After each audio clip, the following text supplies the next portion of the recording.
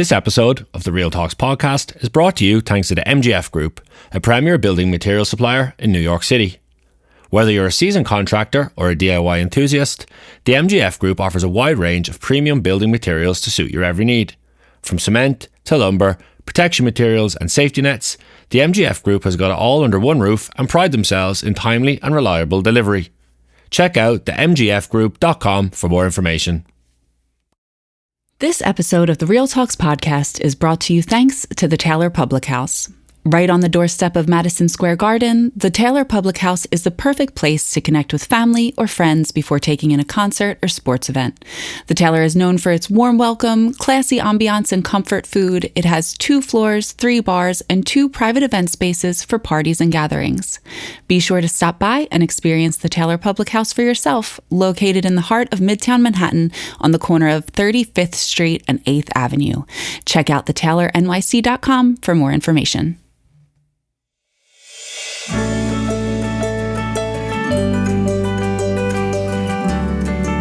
Hello there. Welcome to the Real Talks podcast. I'm Alan O'Mara, an author, speaker, and mental performance coach with sports teams in the US and Ireland. We originated this podcast in County Cavan, Ireland, where I'm from, and are coming to you this season from New York City, where I'm based now. In this season of the Real Talks podcast, I'm joined by producer Mary Kate Boylan, who'll jump in wherever we need some words of wisdom. And we're diving into meaningful conversations with authentic people from art, music, sport and life. We're recording today at Stella and Fly, a coffee shop and wine bar on New York's Upper East Side, so you may hear some clinking glasses and coffee pours in the background. With that, I'm so happy to be joined by this week's guest, Ciarán Moran. Ciarán is a rising star on the Irish music scene and a native of North Inner City Dublin. The singer-songwriter has toured and performed with Damien Dempsey and gained praise from Irish music pioneers including Christy Moore, Glen, Hansard and Finbar Furey. His 2023 single, It's OK, hit number 1 on the Irish iTunes charts. We're sitting down today in person as he makes his New York City debut at a sold-out show which is part of Crackfest. Ciarán Moran, you're very welcome to the Real Talks podcast. Thank you very much for having me. Thank you, I'm delighted to be here.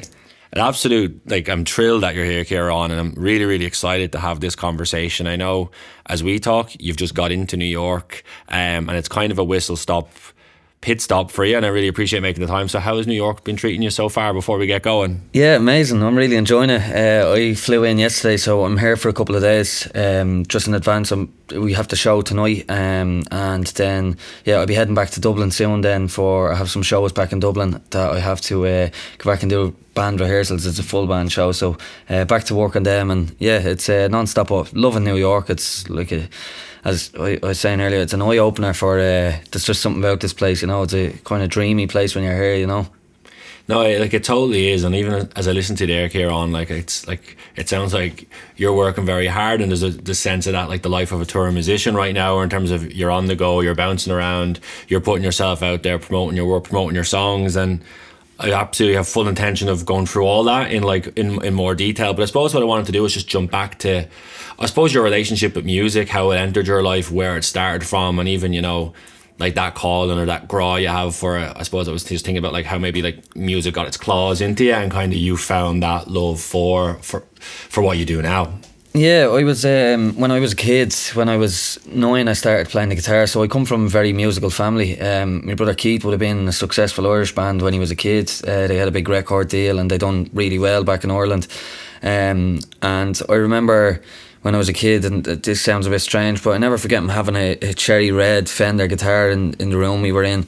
And for playing guitar, this sounds a bit cliche and it might sound like something you hear in a film, I've done this and that's how I wanted to do it, but for playing guitar, I always remember rubbing my fingers off the strings off it for some reason. There was a fireplace in the bedroom in the house I lived in, and I remember it was always laid up against the wall, and I always remember putting my fingers across, but that maybe, I don't know whether that was the reason why I wanted to play guitar, but I kind of come from, as I said, a musical family where it's not like something that you kind of try to do, so to speak. It's very ordinary for the family to play music, so to speak. And when I was a kid, I started playing guitar, and then I went to a youth club in the area, Braddock Youth Centre in the North Inner City, and they had a songwriting course on where they were starting to write starting kids to write songs, and it was one of these things where when you're in them areas, and when you're that area in particular, like a lot of the kids have interests in sports or boxing or football, whatever it might be. So you notice at the start there's loads there, and then it starts kind of feathering out a little bit, so you start to notice there's less people attending. And I just stuck at it. I loved writing songs. I was always a bit different with the way I wrote songs when I was younger. I was saying this recently on an interview with doing that when I was younger, I remember Justin Bieber was out, and he was like a good looking kid, and he had an amazing voice, but he was singing songs that probably wrote for him, but singing songs like that song Baby that was about love or whatever it might have been. And I remember I was 13 and I was writing songs about my neighbour Paul, who would have having a heroin addiction, at the time, and he used to give me a loan of a guitar for if I was getting little gigs or whatever. And I always found that a little bit different to I should be probably doing what they're like and trying to be like. I'd never look like him, obviously, and probably never sound like him, but I was always thinking, should I be trying to do that kind of thing? But I could never write about things that I wasn't familiar with, and I wasn't familiar with. I was a happy kid, very happy kid, but I was never familiar with luxury as in like very fancy things. I couldn't write songs about fancy cars and fancy houses in the Beverly Hills, when you're kind of going into a 2-bedroom house that's filled with people, so to speak. And like as I listen to you there, like it also sounds like at quite a young age, like that one desire to like write songs as well as obviously like, the guitar and the music side of it, but like actually crafting words and lyrics and storytelling, like that was something, it seems like, became quite prominent and kind of something that like lit you up from quite a young age then, did it? Yeah, I think for the way I wrote songs as a kid, I didn't realise at the time that maybe I'm doing something a little bit different here. Now there's maybe 1,000 kids in the area that write songs similar to that, but I would have been trying to express them and put them out there in a way. And now that I look back on it, and now that you're kind of saying it, it probably was where I've kind of, to use the word, mastered the craft of what I do. I kind of found myself, and maybe it's from back then that I unintentionally done it, but that's all I've been kind of not only able to write about, but I'd be more familiar with writing things like that. And it's much easier for me to write a song about something that I've seen or being familiar with than it would be that I can't touch, so to speak, No, like I mean, I totally get like where you're coming from with that, and like obviously like we're on the Real Talks podcast, and it kind of like it goes like hand in hand in terms of like you're writing about like what's right in front of you, and like I can't help but wonder like if you're a 13-year-old and you're writing a song about you mentioned your neighbour who was struggling with a heroin addiction, like what was the feedback like to that? Like who were you presenting that work to at that time, and how is that perceived? Yeah, so that was the thing in the youth centre that I was in. Like there was a guy, Colin Querney there, he's a fantastic musician in Dublin, and Ray Corcoran, his name is Sparky, and there was loads of staff in Brad Hogan that I've always thanked and will forever thank for what he done for me as a kid. But in general, we'd kind of present the songs to the leaders of the workshop, and I remember the time Colin and Sparky would have been kind of like, oh, he's actually doing these type of songs, or he's writing about these kind of things, and they found it a little bit different as well, because you're a kid, and the kids, a lot of kids took it as a joke and as a mess in this youth club, like the songwriting, like it'd be more like something to do, whereas I was going in thinking I could probably do this someday, where I can write songs, and if 5 people hear these songs, it'd be amazing, So yeah, I'd never really bring them home too much, I never brought songs home too much to my parents when I was a kid, or didn't do it a lot, because I was always a bit afraid of what I was writing about was too close to home, not just my house in general, but around me and my surroundings. So I'd always be kind of like, it's just in the youth centre, and I had a good time. But then I done gig. Damien Dempsey brought me out when I was 13 to support him in Whelan's. Oh, wow. And I remember doing that, and it was the most nervous experience I've ever had in my life. I remember going, I think my ma she got me a pair of trousers and a short, and I looked like I was making me communion. And I remember going out to do the gig, and the way people come out, and I was always more afraid of talking than I would have been of playing the songs, so to speak. So I remember for them gigs, when I went out, I didn't speak before the songs, so I went out, sat on a stool, played the song, sang, and then people clapped, like a couple of people would have clapped, and then when I finished the song, like I didn't say, okay, this is the next one, or this song too, or this what, I literally just sang the songs, and I walked off the stage. I was so scared. And I've done that, yeah, and then after a while I just kind of I lost confidence, because I knew I'm very aware, I'm very realistic about my abilities and what I can do, and sometimes I kind of undersell myself at times, but I am familiar with my abilities and what I can do as well, and more familiar than anyone else, so to speak. So when I was a kid, I was always aware that, look, I'm not going to be ever the best singer in the world, I'm never going to be able to sing like Beyonce or whoever it might be, but for me, in the last couple of years that I have been doing this, I figured that I can sing in my own voice, and people actually like the noise of that. And passion and energy and strength and songwriting for me would be if you were to say to me, right, sell me to yourself, they're the things that I think I'll never... I could be the best in the world at, especially with putting passion and energy into the songs, because I can't sing them without that. But I'm familiar that I'm not the best vocalist in the world, and I've always been aware of that. So when I was a kid, I knocked myself to a point where when I was in the band, I was a backing vocalist, and I was like, the reason I'm a backing vocalist is because I could never sing at the front. I could never be at the front of a stage, you know. So I stopped doing music. I stopped doing solo music for a good few years, and I joined bands, and great times with them bands as well. Great experience, probably some of the best experience I had as a kid. But yeah, and then I found my voice again, you know. I started to kind of realise, okay, if I'm just myself, then that's all. If people like it, they like it, and that's all I can give. But if they don't like it, I'll never be able to pretend and say, because where I'm from as well, like, one thing that I kind of pride myself on with what I do is, like, I'm very honest, like, and I was talking to a chap last night about it. I was saying to him about, like, we were talking about red flags and green flags, and people, you know, someone said, what's your red flags or what's your green flags? And mine sometimes would be, both of them would be honesty, because sometimes with the green flags, sometimes I can be too honest, and I can say things like, I probably should be on this saying, yeah, I am the best singer in the world, or I am the next Beyonce, or whoever it might be, but I'm very as honest as I can be. And then in the red flag way, so to speak, would be, if you ask me what do you not like about something or something like that, I'll never be malicious in any way at all, but it'd be very straight, if that makes sense, you know, and try to just be myself, because that's all I can kind of give, you know. Yeah, that's such a like, you've given such a brilliant answer there that I feel like I want to go off in about 5 different directions at once, so maybe I'll try and break it down to some bite-sized chunks. And I just feel like as you talk there, Ciarán, you know, there's the elation of kind of finding songwriting and kind of having that as somewhat of an outlet where you kind of, you're popping into the club or kind of writing your songs and heading back home and like, yeah, I was just down there, kind of, you know, like you're out of trouble, I suppose. Yeah. But then like you go and get to be like a 13-year-old that's out, you know, performing ahead of Damien Dempsey, which I'm sure must have been, well, an amazing experience and what of an overwhelming and a formative experience altogether. And then you kind of touch upon the losing that sense of confidence or self-doubt kicking in, because you've had a sharp rise, and then there's like, oh wait, what am I doing, where am I going, like, am I actually good enough to do this?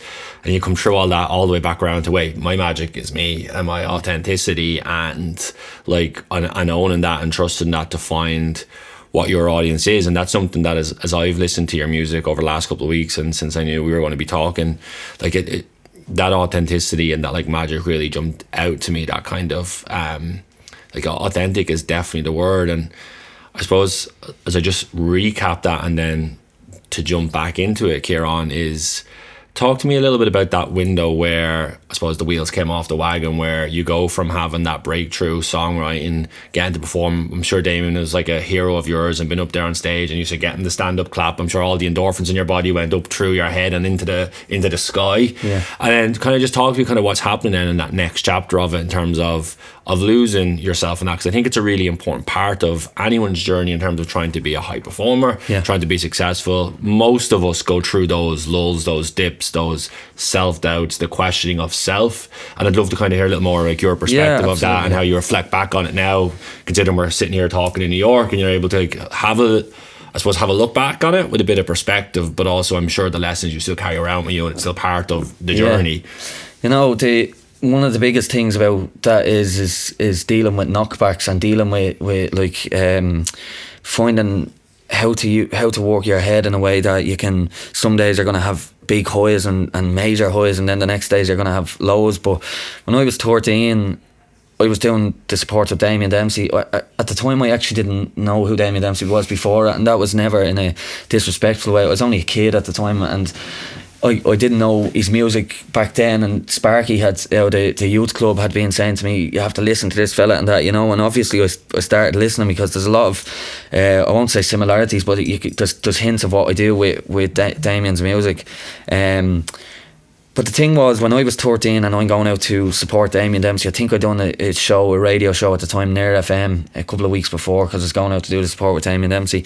So I thought that, okay, when I'm doing the radio show, now I'm doing Damien Dempsey, I thought you just keep moving forward. Like, so next week there's going to be something else. And you're a kid, like 13 is very young, and especially with me at the time, I was a young 13. It's always wise, but I was young, like I was messing, and I'd be still hanging around the flats and with me mates around town and that, but when you're going to do a sport with Damien Dempsey at 14, and then you don't get another call for a year after to do anything, maybe, or you're not getting the hype of, you're not getting anything, you're back to that, and that still happens today, and I'll talk about that. But with that can be knocking, because you start to automatically think to yourself, why am I not on YouTube now? Why am I not flying, like, so to speak? And it probably was down to my own fault. I probably didn't have a team around me at the time, or wherever it was. But I remember going to Eurojam, a thing when I was a kid with the youth centre, and we went over to, I was representing the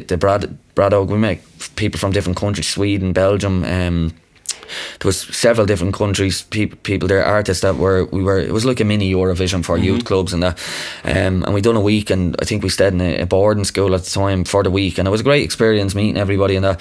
But I met a band then who were phenomenal, and I met a guy that I worked with in the band, Deacon, who was a very close friend of mine. I still talk to him now, and with that I realised, I was just that age that I realised, okay, these are phenomenal. I'm okay, I'm half decent when I'm singing, I can play a few chords, but when I heard Deacon and David sing, and one of the guys was a rapper, I remember thinking to myself, that is like unbelievable. And they said, would you like to join the band as a guitarist? And I was like, yeah, absolutely, I'd love to. I'll do backing vocals. And that was, again, one of the best experiences. I've done so many gigs with them, and with bands. We had a lot of great success with regards to, like, we had big gigs for ourselves at the age we were, and they were a little bit older than me.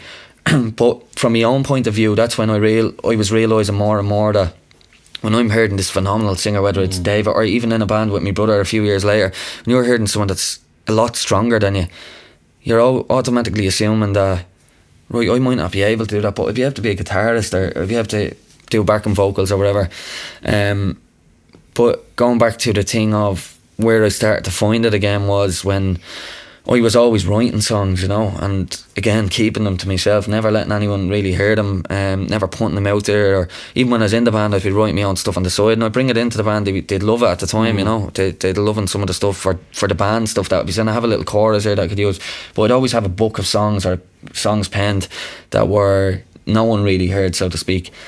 And when I was about 17, 18, 19, the bands had finished up, kind of. We all just done our own thing afterwards, and I wasn't in doing music for about 2 years, I don't think, maybe 3 years. After that, I started singing these songs more in the house, and a friend of mine had said to me back then one time when I said, I have one song in general, in particular, a song called Follow Your Soul. I said, I'm at to write this song, and they were like, you should do something about it, like, you should start singing. And strange enough, my first ever gig when I was 14 was supporting Damien Dempsey. When I came back to do solo stuff, the first invite for a show was to tour with Damien Dempsey again around Ireland. I recorded the songs in the studio in town, and I started saying, right, I'm going to try get back into this now. I'm going to try release music and try do things myself. I built a little bit of confidence, found my feet, kind of, in terms of being able to sing, and worried so much about the talking part still. And Damo brought me around Donegal, Louth. I think we done Sligo as well that year, and they were my very first gigs back. So I kind of, after that, I started to say, okay, well, what I learned from that was maybe me talking is not great before the songs. Not that it's not great in what I'm saying, but more like I might be stuttering or might be not being real. Like I used to note down things that I thought I was gonna say for the gig, you know. So have this song about, we'll say homeless. This is a song about homeless. So I'd have it written on my set list. So I'm looking at my set list during gigs, and that's so tried to fix it up. So what I done was I went around nearly every open mic in Dublin. And I never posted really. I have loads of pictures. I still have all the pictures on me. I have a private Facebook page. I have all the pictures from them. But I went around nearly every open mic in Dublin and learned that that's where I kind of stabled myself as, if I don't prepare anything when I talk, and you'll see it at the show. I never prepared anything. Sometimes I say things that you'll say to yourself, "Oh, he didn't just say that on stage," or you'd never see it. And them open mics helped me massively with learning to speak to a crowd, what I should say, kind of, and when I should say things, and just I learned to be myself. I found who I really was, so to speak, you know. And that it wasn't that I was acting like I was someone else. It was just I wasn't familiar enough with myself that what I could do and what way I could be. And since then on, I believe, I know everyone that does in any field, they work in, you know, they're the hardest workers, like, but with my mind and the work ethic I have, you know, I feel like I never met somebody that works, that with what I do, I do think to myself, like, you're talking about doing this or whatever, like to someone in general, they're talking about this, and I'm thinking, I do like 10 of that a day. I'll be sitting up till 3 a.m, maybe sending emails before, and be sending 500 or 400 emails throughout a week to get 3 replies. And I'd be thinking, okay, well, if I'm just constantly working and giving this a go and chasing, at some point I'll get to where I want to go with it, you know.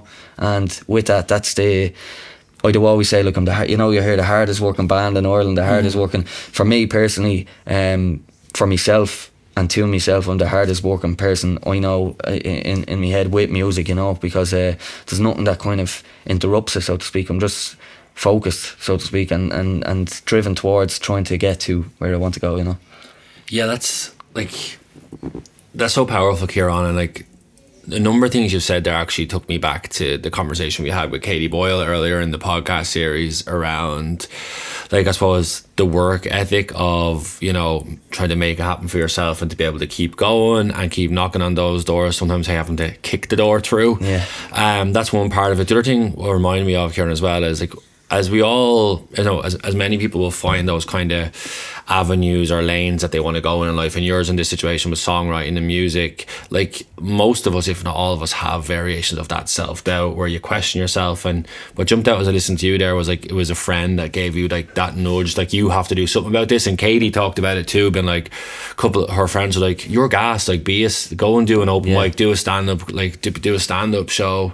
And just having like that, I suppose one thing about is just having those kind of positive influence around you that can just help give you, hey, no one can take you there, but just sometimes you just need that little nudge or that little catalyst. Go do it. And you know, and I think that there's real power, like there's real power in that. And I think the other thing that happened as you're talking there is, you got lost and you go off and you bing bong around and there's kind of different things going on, but you're still underneath the surface, like you were still kind of honing your craft, you're still working on your stuff, and you talked about it in your notebook there. And what was it like then to have them navigated those, let's call them choppy waters, and kind of, you know, bouncing around the different things? What was it like then to kind of re-emerge from the shadows and put yourself out there again? Because I'm sure it's easy, I could say, aren't you a great fella, you got through all that and you jump back out, but imagine some of the stuff is still going on, or pulling and dragging, and then actually so what was it like to step forward again and then navigate that? You know what, I think if I started off when I was 17, or when I just came back to doing solo music, I think if I started off that way without having the background for my own head, it would have been better. Because at the time I remember feeling when I was doing this, sure, you know, like there's a thing now about people going viral and that, so just say you write a song today and it has a catchy hook on it and there's certain lyrics. No song I write will be going viral now. You wouldn't know, man. Trust me, I've seen some stuff online from people that you'd say the same. But no, with regards to like this whole viral thing, in my head I was always, people are going to automatically assume he's doing this years, sure, if he didn't do it then, he's not going to do it now, you know. So you've already been around the block, and a lot of people will. So when I'm trying to sell, so if I'm just say I'm from 7 Linden Hall Street, and that's what the road I grew up on, and I was born in. 7 Linden Hall Street, say 6 Linden Hall Street, there's a fella who starts playing guitar when he's 22, and I'm 22 at the same time. We'll say, for example, because I'm doing it so long, people are like kind of, they've seen you in your area, they know what you're doing, they kind of know. I suppose they kind of feel like, he's doing that years, you know, it's nothing, like he's coming out with a new song, and there was never any the hype. Whereas if the fella who lives in 6 Linden Hall Street gets a guitar tomorrow and writes a song, there's loads around him because it's not there before. So in my head I was all shiny new toy, kind of, and I was always thinking at the time, sure, no one's going to care about what I'm doing really with my own stuff. So the more I was down with myself, the more was happening, if that makes sense, with regards to them. Like, I was always kind of putting myself on the back foot, thinking no one's really caring. But then I'm noticing, okay, well, we're getting a few people coming to this gig. I'm at the point up that I'm doing a support or a gig, whatever, and there's a couple of people that are coming from the area or from school or wherever it might be, and I'm thinking, oh, maybe I am doing something all right, you know. And then you don't see them the next time, and you're thinking, they didn't like the last gig, they didn't like the, and with your mind, it can play with your mind a lot, you know. And the whole thing of performing, like I could be performing today, this evening, and say going home tomorrow, and I might have to wherever, go to doctors or do whatever it might be. That you're on a high, so your head is, you're getting people saying to you, fair play to you, or I like your songs, or I hate them, whatever their opinion is, but you're always getting feedback and approval off people. And then the next day you're going, and my ma could say to me, Ciarán, will you fly down the shop for me? You know, there's never the what would you say, like, you're on that high, and then you're going back to kind of like, okay, I'm just ordinary, crash bang reality again, or back to reality. Yeah, exactly. And that's very interesting for me, because I'm still trying to balance that, you know. Yeah, I actually totally get that. And what it makes you think of is, and I'm not sure if you're familiar, I thought of this earlier as we were talking to you, like there's a lot of research done around Olympians and post-Olympics, how they like basically like crash back to reality, and they go from this like extreme high all the way back down to day-to-day life. And in some ways, like, it made me think of it, like when you get to play, say, even before Damien Dempsey at 13 years of age, like that to a 13-year-old is a 10 out of 10 experience. That's a heightened experience of joy, excitement, adrenaline. And what happens in that like thing is, in the months afterwards, like the Olympics, or like, I actually relate to it myself. I got to play in an All-Ireland under 21 final at 20. So that was, to me, was my 10 out of 10 experience. Yeah. And in the weeks and months afterwards, like, I didn't realise it, but subconsciously I was looking for that 10 again. And all of a sudden now your man asking to go for the shop is like, well, this is a 1. Like, this is all me bollocks. Absolutely, And that was something that I think you pick up over time, experience and perspective. But the other word I think that will come to mind would stitch in with this is developing that resilience within yourself, of like, if you're going through every day looking for a 10 out of 10 high, like it's probably, whatever you're doing is probably like, it's probably not going to be sustainable anyway. And then I think for me, and I'd ask you this in terms of like, you might have a day of songwriting or practicing at home, and maybe that day is a 5, 6 or 7, but you're honing your craft, you're doing your thing, and you're kind of training and doing the work that's going to let you experience those 8, 9, 10s again. As you know, you're playing in New York now, I hope that's an 8, 9, 10 experience. Absolutely, but those days where you're actually in the middle, like, that's where probably the majority of the days in life actually are. But I kind of, what I was curious is, I thought I was like, in no world is a 13-year-old meant to know any of that. Like, I don't know if you resonate with what I just talked about. Yeah, no, absolutely, man. You couldn't have said it clearer, and that's exactly it. Like, as a kid, that's what, going back to the confidence thing and the feeling you're not good. In your mind, you always assume that things are getting better and better and better, and you're going to be doing things, you know. But like a good example, like just as an example, me only recently I was supporting in Dublin, Paul Young. I done a support last week there. And it was amazing, like, and you're getting me, say your Instagram is like getting loads of messages, and then people after the gig, they're saying to you, can we get photos and chat to you, and that's all lovely, that kind of thing. It's great that people are doing it. But the next day, like, my dad's a taxi driver, he said, will you help me book me VRT, like, or not me VRT's, the NCT for the sustainability test or whatever it is. But it's just, it's a weird one, but I find, like, for example, and it definitely does relate, the Olympics is like a one big huge high, whereas with music it's constantly happening, you know. So if you're not gigging Monday to Friday and you do songwriting or recording during the week, that's always a high. It's because you're developing something for them highs when they come. But like, I could get this week I could get a message this week and say, okay, you have 2 supports at the end of the month and you have another one, a festival then early next month. I'm buzzing for them days, but after the night of that 4 support, I'm buzzing and ready because I have another show tomorrow and that show goes, and then I have a festival coming up in a few weeks. But that gap between that is very difficult to the songwriting, and I do a lot of rehearsal, so that all happens during that. But it's more the trying to figure out, okay, I'm at to be in here where people are saying well done to you and they're saying thank you, and now I'm in a different situation where someone's saying do this for me, or can you, like, wherever it might be, just asking you a general question, or you could be talking to your mate. So going back to what my point was, as a kid I can understand now why I was, look, I would have been doing gigs and then I'm not getting anything, and I'm thinking maybe I'm a bit shit, you know. That's just when I was that age, it was happening for longer streaks. And for me, I was thinking, okay, I haven't gigged since the Damien Dempsey show, I am probably terrible, no one likes me music and this and that. And yeah, it's a hard one to navigate, but I think it also grew me as a person as well, you know, and it helped me with growing and finding out again who I am, and finding out how I dealt with that then and how I deal with it now is very differently. Back then I would have thinking to myself, I'm no good and I'm not doing this anymore, whereas now I know, okay, that's what happens. So when you're going into the gigs, I'm preparing myself for, this is more likely going to happen at the end of the show, so I'm not going to get overly hyped about it. I'm not going to go out drinking and celebrate like it's an after party afterwards or anything like that. I'm going to go home, I'm going to go to bed and get a rest and have a plan for the next morning where I'm going to go on a walk out to the mountains or wherever it is. So I'd always have it ready now, whereas I have a nice thing to do following from the gig or wherever, you know. But it's consistent. That happens a lot with music, you know. Yeah, and it sounds like as you're talking there, like obviously these experiences have added to your sense of self-awareness, like you're reflecting and growing in terms of how you manage yourself, how you sustain yourself, and then how you kind of navigate or manage those gaps between the highs. Or and that's kind of one of the things I was thinking about there is, like, let's say like you book so you're playing in the Olympia on a Thursday night, and then you're like, okay, well, my next gig's not going to be 3 weeks until next, and whatever it is, that one's in the Tree Arena, say. What have you learned about yourself, and like what have you learned from navigating that, I suppose, now as like you sit here, like, you know, being the younger, kind of more raw kind of, I suppose you're still, you know, obviously you're chasing highs, and that's kind of part of this life as well. You want them, but what have you kind of learned about yourself that, and I suppose what helps you navigate that more so now?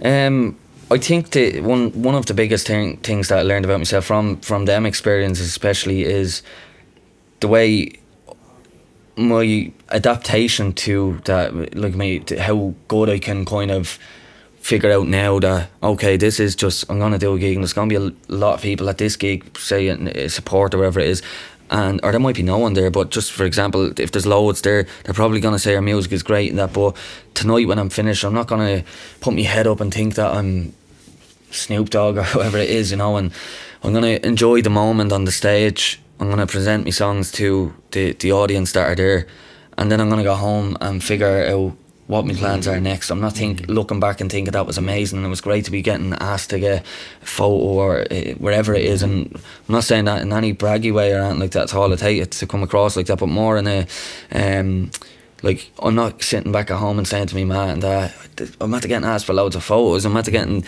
people are asking me, can they get me music online? I'm going home and I'm thinking to myself, right, tomorrow I'm going out and I'm planning on going down to Poolbeg, for example, and then I have a gig coming up at the end of the month. I'll be rehearsing Wednesday. I'm going to start rehearsing weekly now for that. I'll get my set list built, and I'm just constantly developing how to balance. That's exactly it. It's balancing it, and I find that would be one of my positives with regards to, I know how to do it now, whereas then I hadn't got a clue, and up until recent enough, but in the last couple of years, maybe 2-3 years, I've figured out how to balance the emotions, the side of it, and the madness of it. You know, some nights you could be like, I could be gigging. I done a thing with back in Dublin, a podcast, we were playing to 2,200 people one night, and then the next day, just normal, back to normality, back to reality life. There's nothing about music. You're getting your Instagram has people messaging, or Facebook, wherever it is, but and you could be getting an email about your car tax up or about wherever it is. You're just back to reality, you know, and that's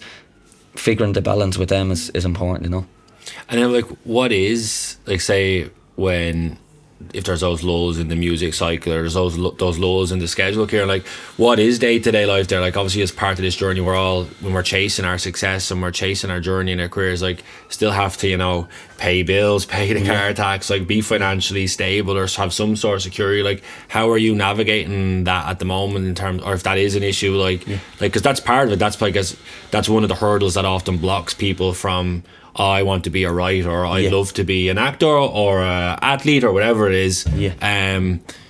How are you trying to find balance within all that? So at the minute I do work with a charity in Dublin. I work on I basically do flexi stuff with them, so I'd be on limited hours, so to speak, or less hours than I would normally if I was in a shop or wherever it might be. So I do that on the outside of music, you know, and with what I do with that, that's kind of, it's I do some stuff from home for it, but it would be less than, we'll say, what I'd be doing. Years ago, I worked in an insurance company. When I first started, actually, again, I was working in an insurance company, and I was in an office 9 to 5, and I was doing it consistently, and found that very difficult to do music with, especially with being tired and travelling and things like that.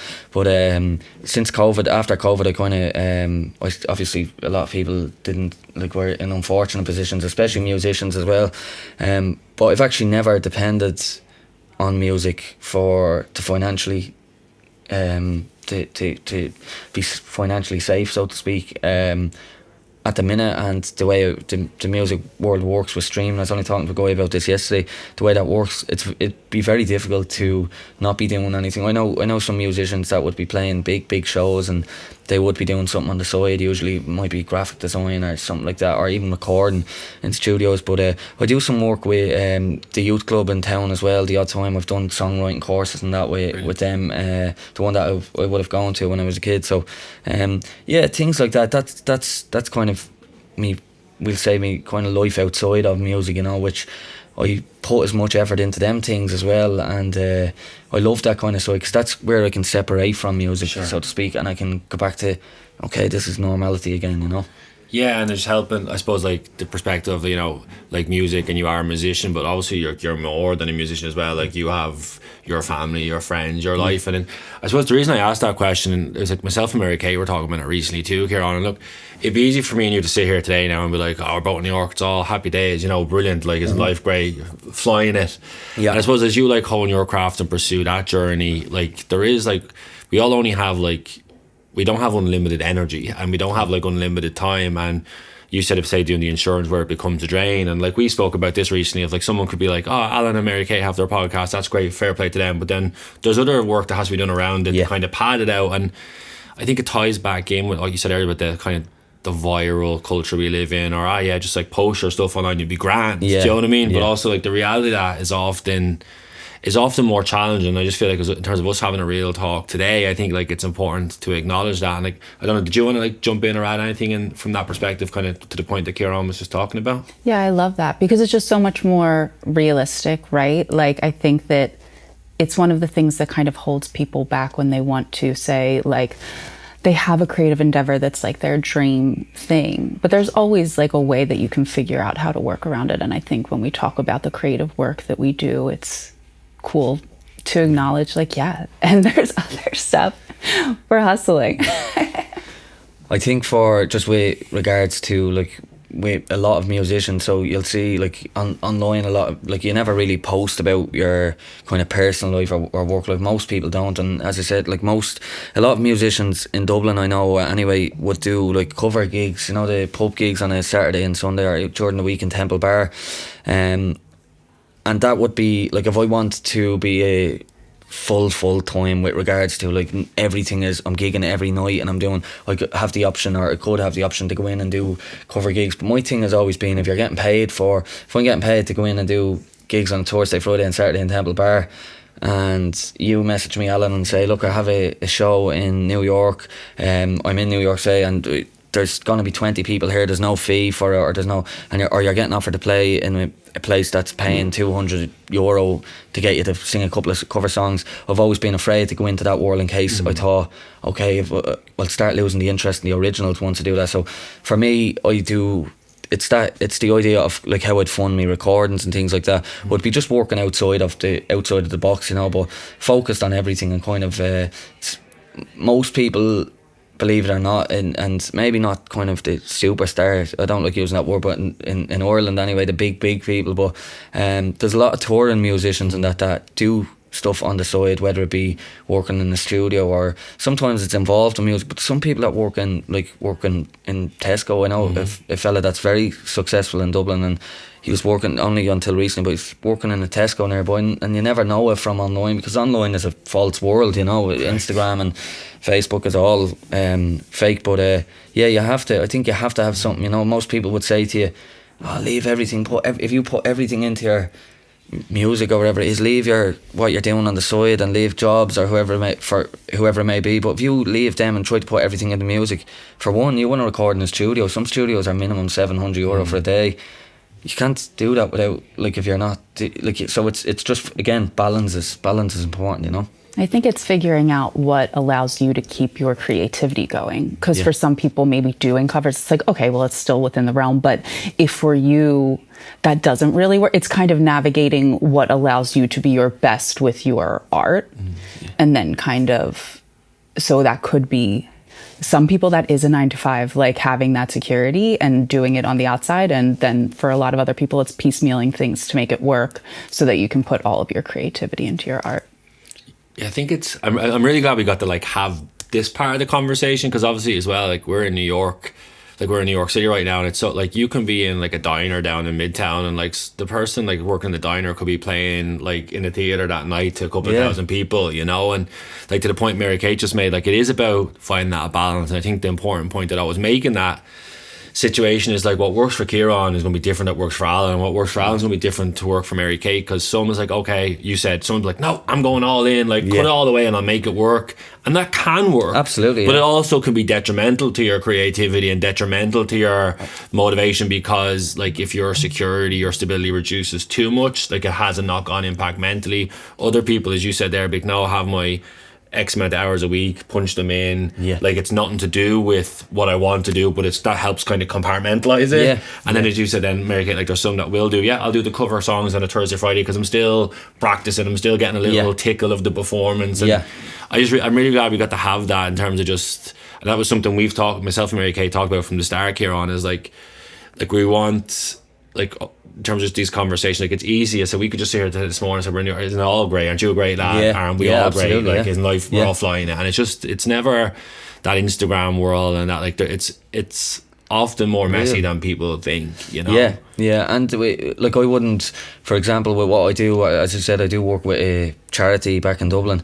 I never really post about that, but it's not about, for me personally, it's not about like, I'm hiding what I'm doing, because sometimes I'll be at events with them or wherever it might be, but I don't really promote it too much. I mean, my thing with that is because you're public, so if I say something out of turn, or if I do something, you know, like it's very easy to be, it's great when you're doing everything by the book, so to speak, but you do one thing wrong or something like that, because I'm kind of more in the eye, I try to separate it where it's not, if I got in trouble, just say if I was in New York, if I said something wrong on this podcast, for example. Don't be doing that now. No, But for example, I'd hate it to affect what I do with the charity, and I love what I do with them as well. Back in Dublin, and it's helping people, and it's community driven as well. So, for that, it's just more, I'm trying to avoid having to have, if I am do something crazy in New York and get in trouble, I don't want to kind of say, he's your man that's always posting about them, he does some work with them and he helps them or whatever, and that's why I'd always have, again, balance, you know. You know, I think like it's such a good point, and like with all that, like if it's okay with you, I'd like to maybe just change lanes slightly and maybe talk specifically about some of your songs and some of your music. It's, I said, I had the playlist downloaded on my phone the last few weeks as I was been on the subway, and like I'll be honest with you, like there was one, like first of all, if anyone's listening, go find it on Spotify, Apple, YouTube. Is there any specific place that's more beneficial for you, to people that listen there? Do you care? Wherever's easiest for people, But I was going to start, Ciarán, with you, if it's okay. The song "It's Okay" was something that really like resonated with me. I found myself as I listened to it, it like made me, and I'm not like just saying it because you're here, like it made me like feel something in a way that a song hadn't in a while, to be honest with you. Like obviously anyone listening to this, most people listening to this will know my story and journey, and like my struggles with mental health, and that phrase "it's okay" is like a phrase that like I've probably had to say to myself more than I would even, you know, if I tried to count up. But like I remember like lying in bed at night staring at the ceiling and being like, it's okay, it's going to be okay, it will be okay, it's okay. And that kind of song, as I listened to it, I was on the subway on the way to training actually, like, and it took me back there, and it gave me that little goosebump, which was like, honestly, like, it was lovely. Like, it wasn't like you gave me the subway scaries, because they can happen in New York too, but like it was really lovely. And like those, I suppose, it just, a musician, and I want to compliment you on your ability to make me as an individual feel how I felt in that moment. I thought was like, I wanted to acknowledge it and just kind of ask you around kind of that song, when starting there, like where it came from, like what the inspiration for that was, and kind of how I suppose you resonate to it, or how you relate to it as well. It's okay would have been it's one of the 4 songs I ever actually wrote directly towards myself on how I felt. A lot of the songs are about family or friends or people I've been familiar with or around when I was younger.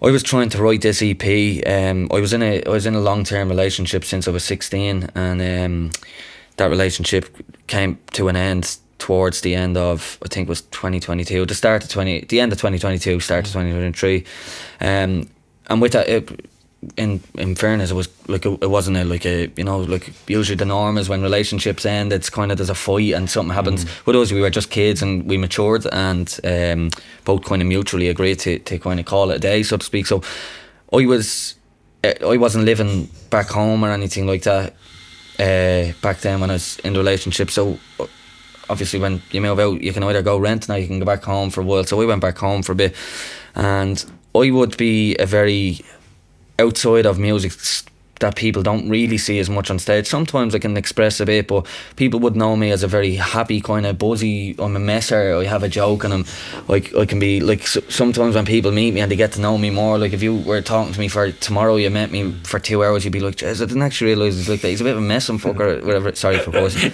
You don't apologise for that in this podcast.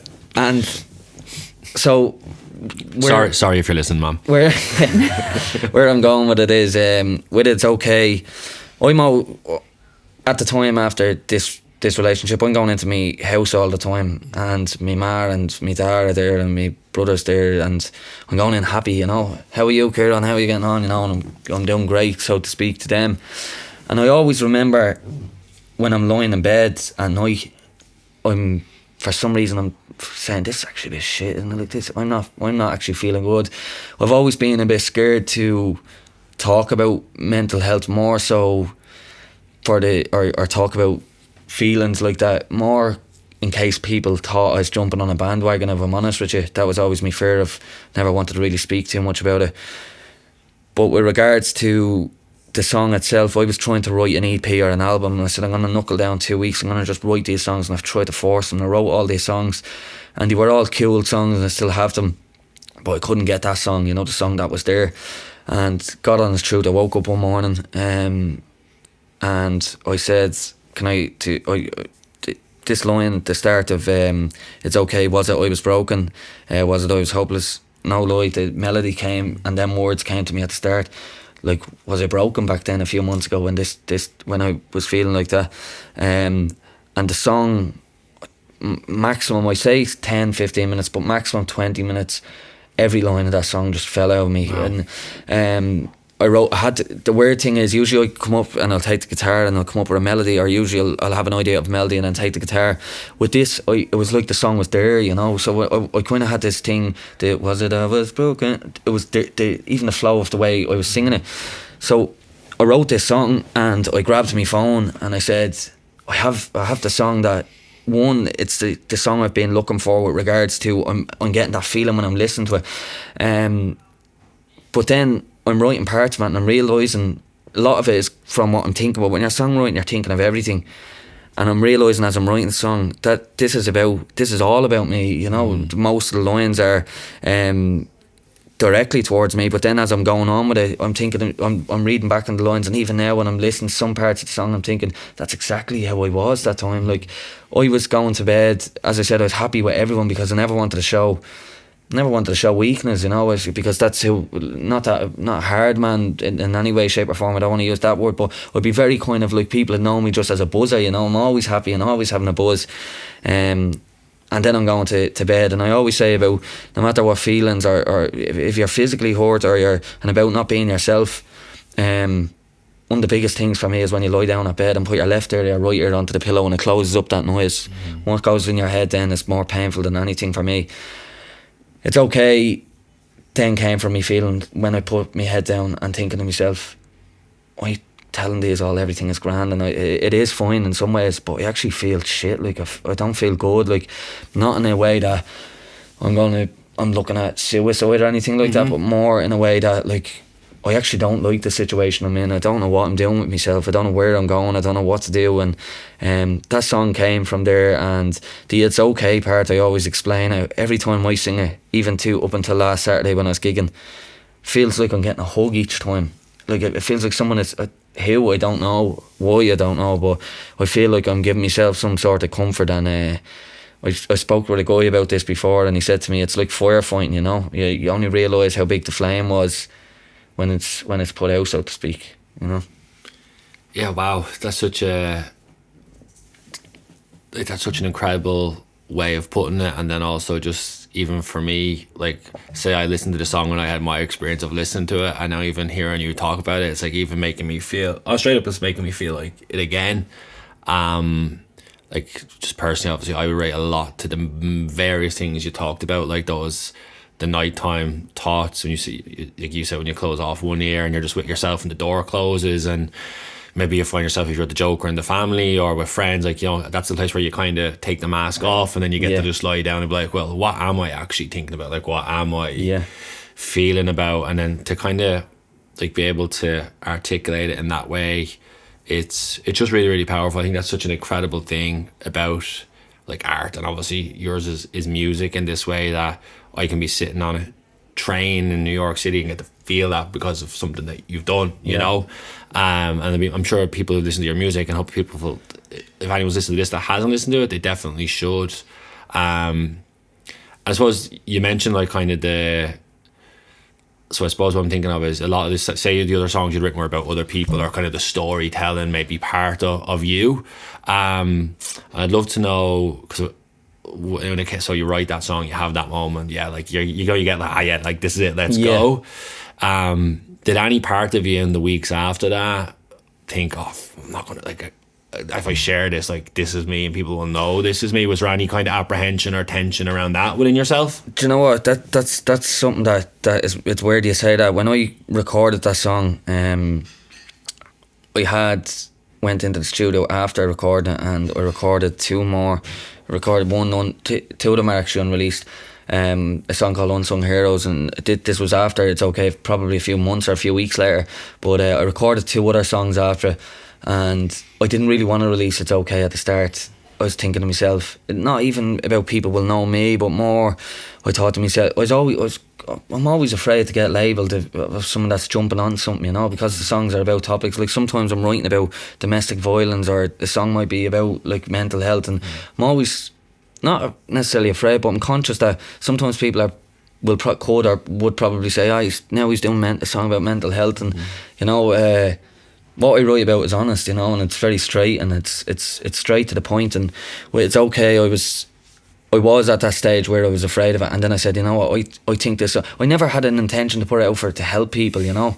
I thought this is another record, you know. And even when you say like you listen to the song on the subway, like, I don't think I'll ever realise, maybe until I'm older and I have kids or something like that, but I don't think I'll ever realise how powerful that is. Like, I still think that's, like, if someone saying that to me, I'd nearly feel like that's not true, or that doesn't happen. Like, when someone would send me a message, and I'd be thinking about, like, or they'd be talking about listening to the song or what it does for them, and I find it hard to even take it in a way, because I don't realise what it's doing for other people, if that makes sense, you know. But a point I did want to say, sorry, just on that, was when I released that song, I was expecting people to say it's a good song. Sometimes I was thinking they might not understand the full message of it, so that's what I try to do with songs, in ways, and there's a message of it, but you won't get exactly who it's about, what it's about, or how it was written, so to speak. But the messages I got off that song from men, which was crazy, because I expected like some people to say I like it, or I don't like it, whatever it is online. But I got messages off young flits that I kind of looked at on Instagram or had mutual friends with on Instagram, and they're big lads, you know, like over in Ibiza living their life, and their videos look like unbelievable, you know. And then I'm getting this long message that's a page long on Instagram, and it just doesn't look, that person doesn't fit what they're saying. Basically they're saying like expressing themselves like I went through a very hard time. It's lovely that they can share the message with me, but for me I find it mad, like, because I always assume that if you have something wrong, you kind of spot it in somebody, or you notice, like he suffers a bit with his mental health. He always seems a bit depressed or whatever. These lads look like they were living the life of celebrities, you know, and then they send me a message of living the life of someone that's not far from hurting themselves, so to speak, you know. And that's another thing that just, it baffles me to think that, one, that people do trust that and to send their stories on is amazing, and I love hearing them, and I love the idea of someone thinking that, well, messaging will write back to every single person, no matter what it is. Even as the gigs go on, if I get more messages from bigger gigs or whatever, I always try, even if it's well done, I'm always writing back and just a thank you and blah blah blah. But with them ones, if it's doing something for somebody that I think I'm doing, I think with the song I'm doing it because I'll stick a song out, but if I think it's helping someone in some way, shape or form, even a tiny little way, that's amazing. That's more than I'll ever do. These gigs and being in New York is amazing, you know, but if you can do that through a couple of words that I wrote in a bedroom, that's more to me than it would be to sitting in a venue to 1,000 people, you know, if I'm reaching one. Oh, you're definitely one is sitting right here, two is sitting over beside me here with Mary Kate, and like, I think that's the other thing I kind of we broached towards the end of the conversation here on, is like, I don't think we touched upon at the start in terms of, you know, people now are like, sometimes talk about like the overnight success or needing it to come real quickly, and then if not, kind of bounce on and do something else. But I think there's a sense from you there, and like, coming for this conversation is like trusting like your authenticity, what you're about, what you're doing, matching that with the hard work. And I know, like, as you talked about it, like you are working your arse off, you know what I mean? I know even as we've dealt with you, like through this process, it's not like you've 10 handlers around handling emails. Like you're doing the work because, you know, you've a love for it and a passion for it. I think that's so incredible to see. And like for us, like in terms of this podcast and what we're doing, like I think one of the things I'm really passionate about is capturing people who I believe are on like that upward trajectory and helping like elevate them forward. Like myself and Mary Kay have talked about that. Like sometimes you end up in these situations of conversation, which not that it's nothing wrong, because like we all want to make it, you know, when you make it, that's great. But actually hearing, like, I think we've touched upon some really key and like real, like just the good, the bad and the ugly of trying to live your life. Like, yeah, I think that's just on what you're saying there, like with the success, you know, people value and have a different opinion on what success is, and usually a lot of the time, as I was talking about it earlier before we start, but a lot of the time people have an end goal, you know. With what I'm doing, I find a lot of the people that I speak to, mine seems to be very different, and probably should be a bigger dreamer and have bigger things I want to do. I was saying to a fella last night, I could never dream that I'll play New York, you know. I can't say and put up online, I dreamt of this when I was a kid. I often dreamt of going to New York and seeing the lights, and I never dreamt that, man, because I always thought, like, right, I might get to Carlo to do a gig, but certainly not New York, you know. But my goals have always seem to be shorter than what others are, you know. I talk to people and they'd say, I'd love to do the 3 Arena and I'd love to go over and do this, do a tour and things like that. Whereas mine, I've no interest in fame or that kind of world, and I think if it did, or when it got to that, if it did go to that point, I think that's when I'd probably scarce more from it and distance myself from it, and step out of that, maybe not stop doing music, but kind of do something more in the background, because I've no interest in that, man. For me, it's getting into rooms with people that don't feel like, when they come into the rooms, they don't feel like, you know, the way when you're going to a gig, like you going to a gig tonight, you might say to Mary Kay, I must get a nice jacket, they're all going to be done up in here tonight. Just for an example, you'd say that going to an event. I want to have a room and a space where people don't have anything like that. When they go in, they can drink what they want, they can get as drunk as they want, or they can be as sober as they want. They can take whatever drugs they want and don't take whatever drugs they want. They don't have to be cool, or wherever you want, but you don't feel like that fella there is going to go out tomorrow and kind of judge it. And I've found from the gigs, it's just people, it's like a little community that people are coming together. They don't care about what's happening during the night. They don't care what they're wearing. And a lot of them, and probably all of them, have the same feeling, you know. And for me, that's, if I can do that to 400 people, and we're working on a documentary in the background at the minute that I started about 3 or 4 years ago. And at the start of the documentary, I told the fella that's recording it, I said, you're probably wasting your time with this. I said, because I'll probably only get to 80 people. That's the word I use. I'll probably only get to maximum 80 people in a room, you know. And last May we done 450 in Whelan's in the main room. The first room I done, which was amazing. And as that kind of goes on, I just want to be able to have them feelings and them people in them rooms that have that, we're going to a Ciarán Moran gig tonight. It's not just about Ciarán Moran, it's about us, and with us we can get in there. We've put him here, so to speak. He wouldn't be any. I like hearing that when, like, if people are at a gig and they'd be like, you'll be nowhere only for us. I love that, because I wouldn't be, and I never will be. And if I can do that and make their night a special, nearly like it's a local bingo night for people to get out and have a buzz, to me that's success, man. And other than that, I don't care about the rest, you know. We'll make the recordings. If I have to go back to giving them to me ma and letting her hear them, or giving them to me friends, I'll do that happily, because I've done them messages and yourself saying you listen to something and it resonates with you on a train is much more to me than wearing fluffy jackets or sunglasses indoors, you know.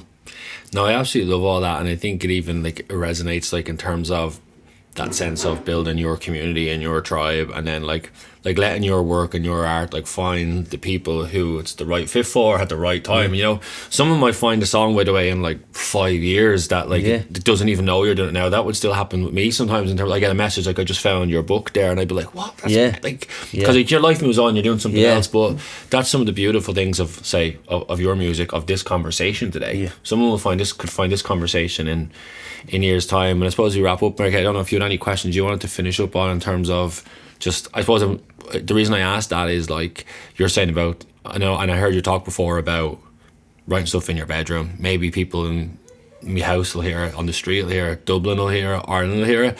And Mary Kate, someone who's obviously like grown up in the US, she's from Philadelphia, we're here in New York, and like she's listening to your music and we're here. I just kind of throw the last word to you, from the sense of having heard Ciarán's journey to like where he is now. If you and you want to like wrap up or finish or say on. I think that spoke for itself, and I really think we should probably end the conversation with "It's okay." We'll start playing it now. Jack will add it in, and everyone can listen to it a bit. Amazing. We'll throw in the show notes, your website, socials, and that, so people can find you. But for me, I just want to say, Ciarán Moran, thanks so much for joining us on the Real Talks. Thanks for having me. Thank you. Thanks so much. I really enjoyed it. Pleasure. Cheers. Thank you. Thanks a lot, man. Appreciate it. Cheers. Was it I was broken? Was it I was hopeless? Or was I just a voiceless boy and went unnoticed? Was I messed inside, hoping you'd realize I'm in the middle of a war between my heart and mind? It's not okay to do it all alone. It won't matter where you're going once you have a hand to hold. If your days are darker than you'd hope, find yourself alive so you won't see these ghosts. It's okay, it's okay, it's okay, it's okay, it's okay, it's okay to feel alone. This episode of the Real Talks podcast is brought to you thanks to the MGF Group, a premier building material supplier in New York City. Whether you're a seasoned contractor or a DIY enthusiast, the MGF Group offers a wide range of premium building materials to suit your every need. From cement to lumber, protection materials and safety nets, the MGF Group has got it all under one roof and pride themselves in timely and reliable delivery. Check out the mgfgroup.com for more information. This episode of the Real Talks podcast is brought to you thanks to the Taylor Public House. Right on the doorstep of Madison Square Garden, the Taylor Public House is the perfect place to connect with family or friends before taking in a concert or sports event. The Taylor is known for its warm welcome, classy ambiance, and comfort food. It has 2 floors, 3 bars, and 2 private event spaces for parties and gatherings. Be sure to stop by and experience the Taylor Public House for yourself, located in the heart of Midtown Manhattan on the corner of 35th Street and 8th Avenue. Check out thetaylornyc.com for more information.